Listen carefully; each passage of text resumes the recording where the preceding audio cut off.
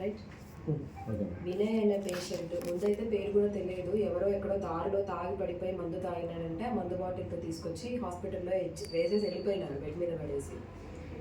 So patient అయితే కాన్షియస్లో లేడు. Stomach wash అంతా చేసేసి ట్రీట్మెంట్ అంతా చేసి 1 అవర్ తర్వాత పేషెంట్ కాన్షియస్లోకి వచ్చినాడు. పేషెంట్ కాన్షియస్లోకి వచ్చిన తర్వాత అతన్నే నెంబర్ అడిగి ఆ శ్యామ్ అనే అబ్బాయి ఎవరో ఉన్నారో ఆ నెంబర్ ఇచ్చినారు. హాస్పిటల్ వైపు నుంచి ఫోన్ చేసి పిలిపించిన తర్వాత ఒక 20 మినిట్స్కి హాఫ్ అన్ అవర్కి వాళ్ళ అటెండర్స్ వచ్చినారు.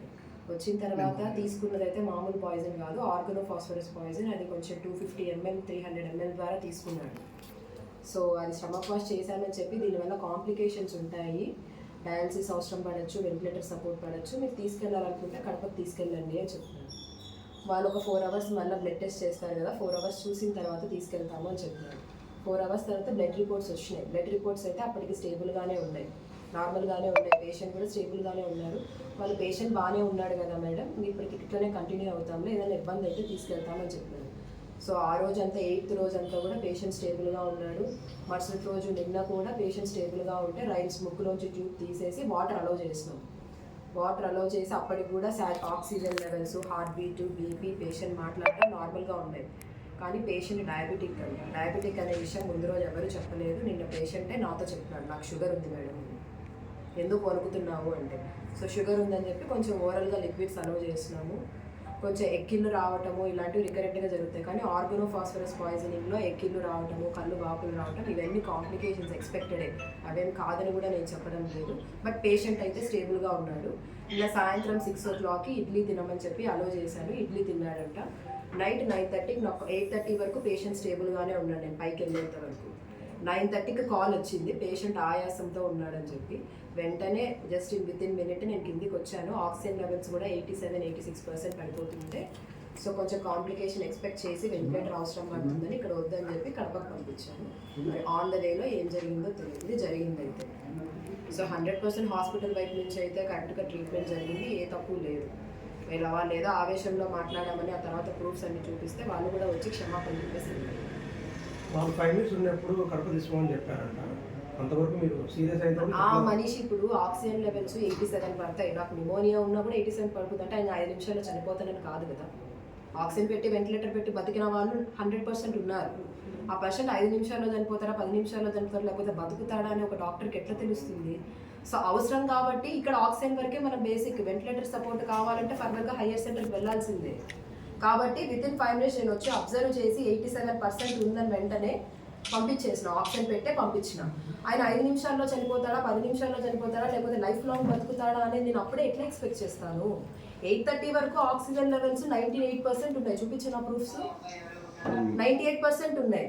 9:30కి 87% పడిపోతుంది, పైకి వెళ్ళిన తర్వాత నేను తినేటప్పుడు పడిపోతుందని నేను ఎక్స్పెక్ట్ చేస్తానా? ఎక్స్పెక్ట్ చెయ్యం కదా. 87% పడిపోయినంత కోవిడ్లో అందరికీ 85% అయింది ఆక్సిజన్. ఆ మాత్రాన 5 నిమిషాల్లో వాడు చనిపోతాడని రూలా? లేదు కదా. ఆక్సిజన్ పెట్టి మిగతా చేసుకుంటే ఒక్కొక్కరి బాడీ ఒక్కొక్కటికి ఒక్కొక్కలాగా రియాక్ట్ అవుతుంది. ఎవరి బాడీ ఎలా రియాక్ట్ అవుతుందని డాక్టర్స్ అయితే ఎక్స్రే కళ్ళు కాదు, చూసి చెప్పలేరు. డాక్టర్స్ కూడా మనుషులే కదా, వాళ్ళ సిమ్టమ్స్ని బట్టి మేము ట్రీట్మెంట్ చేస్తాం. సో 5 నిమిషాల్లో చనిపోతాడని నేను పంపించిన కదా. ఆక్సిజన్ లెవెల్స్ డౌన్ అవుతానే ఇంతకంటే కాంప్లికేటెడ్ మనం పెట్టుకోకూడదు అని చెప్పి నేను పంపించాను. మేడం మీరు ఒక రోజంతా బాగుంది, ఏ ఇబ్బంది లేదని చెప్పి ఒక రోజు అంతా బాగుంది, మనిషికి బాగుంది. నిన్న 8:30 వరకు బాగుంది, నా దగ్గర ప్రూఫ్స్ ఉన్నాయి. వాళ్ళు కూడా ఏం పిచ్చోళ్ళేం కాదు, పెట్టుకొని ఆక్సిజన్ లెవెల్స్ చెక్ చేసుకుంటానే ఉన్నాడు. ఇంజెక్షన్ మీరు చెప్పినట్టే నర్సు వేసారా? ఇంజెక్షన్ ఒక తనంతకు తాను ఎవరు వేరు ఒక ట్రీట్మెంట్ షాట్ అంటూ నేను ఫస్ట్ అడ్మిట్ అయిన వెంటనే స్టమక్ వాష్ చేసిన వెంటనే రాస్తాను. దాని ప్రకారంగానే పొద్దున ఏమి ఇవ్వాలి, మధ్యాహ్నం ఇవ్వాలి, నైట్కి ఏమి ఇవ్వాలని ఫాలో అయితే వాళ్ళు చేస్తారు. సో ఆ ట్రీట్మెంట్ షార్టే చేస్తున్నారు తప్పితే నాకు ఫోన్ చేసి అదే పనిగా గంటకు ఇదేమి ఇవ్వాలని అడగదు కదా. ఒక ప్రిస్క్రిప్షన్ అడ్వైస్ చేస్తాం కదా, దాని ప్రకారంగానే ఫాలో చేసి చేస్తారు. ఏదైనా అబ్నార్మాలిటీ కనపస్తే నాకు ఫోన్ చేస్తారు. అది ఇప్పుడు 9:30కి పరిగెత్తుకుంటా వచ్చిందని 8:30కి పరిగెత్తుకుంటా రాలేనా? 8:30కే నాకు తెలిసింది చేసినారు, మీరు కావాలని నిద్రపోతున్నారంటే. ఇద్దరు చిన్నపిల్లలు నిద్రపోతారు 8:30కి. ఇంకోటి బాధితుల ఆరోపణ ఏంటంటే ముందే చెప్పింటే మేము ఎక్కడిగా తీసుకువెళ్ళాం కదా. ఇప్పుడు ముందు 98% ఉంది ఆక్సిజన్ అయినా అప్పుడు నేను చేసిన తర్వాత మీకు నమ్మకం లేకపోతే కడపకు తీసుకెళ్ళండి అని కూడా చెప్పినాను నేను. లేదు మేడం ఇప్పుడు బాగానే ఉన్నారు కదా, మాకు నమ్మకం ఉంది, మేము ఇక్కడే ఉంటామని చెప్పినారు. ఆ నమ్మకం ప్రకారమే ట్రీట్మెంట్ చేస్తున్నాం. అంతవరకు మానిటరింగ్ ఉంది, వైటల్స్ స్టేబుల్గా ఉన్నాయి. ఇప్పుడు ఈ 8:30కు 98% ఆక్సిజన్ ఉన్న వ్యక్తి 9:30కు అవుతాడని నేను ముందే సస్పెక్ట్ చేసినట్టుంటే ఇవన్నీ నేను మెడికల్ ఎందుకు చూపించుకుంటా? వీళ్ళు ఇలా చేస్తారంటే ఆ రోజు రోడ్డును పడేసిన వ్యక్తిని ఎత్తండి గవర్నమెంట్ హాస్పిటల్ కంటాను, కానీ నేను గంట సేపు ట్రీట్మెంట్ చేసి ఎందుకు చేస్తా? వీళ్ళు ఇట్లా చేస్తారంటే కనుక నేను గవర్నమెంట్ హాస్పిటల్ తీసుకెళ్ళండి, నేను ఎందుకు తీసుకుంటాను? మానవతా దృక్పథంతోనే కదా నాకు ప్రైవేట్ హాస్పిటల్ అయినా కూడా చేసింది. మామూలుగా అయితే ఇంత పాయిజనింగ్ కేసు, కాన్షియస్ లో లేని కేసు పోలీసులు పిలవంది గవర్నమెంట్ హాస్పిటల్ కూడా తీసుకోదు. మీరు ఎట్లా తీసుకున్నారు మేడం? మానవతా దృక్పథంతోనే తీసుకున్నాం. వదిలేయమంటారా? ఇప్పటి నుంచి ప్రెస్ వాళ్ళు చెప్తున్నారు కదా, వదిలేస్తాం. మేము చెప్పడం కాదు, రూల్ ప్రకారం మేము అడుగుతున్నాం మేడం. మళ్ళీ ప్రెస్ వాళ్ళ మీద వేస్తారు మీరు. మీరే కదా క్వశ్చన్ ఎట్లా వీలు పెడితే తప్పించుకుంటే అవుతుందా మీరు?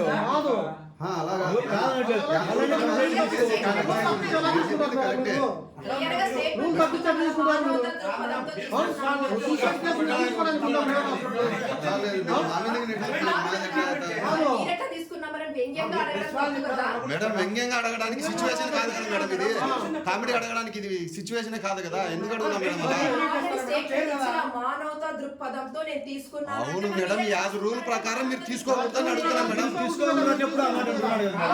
దృక్పథంతో తీసుకున్నాను చెప్తున్నా కదా. ఈసారి నేను ఇట్లా చేస్తారని తెలిస్తే కనుక ఏ ఎమర్జెన్సీ కేసుని మేము ఎవరం తీసుకోము.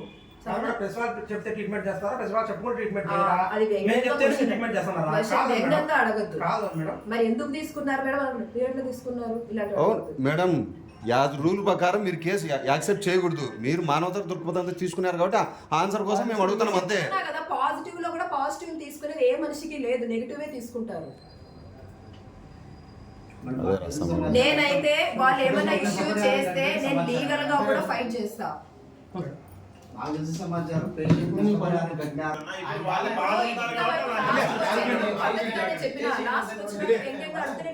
చెప్పాల్సి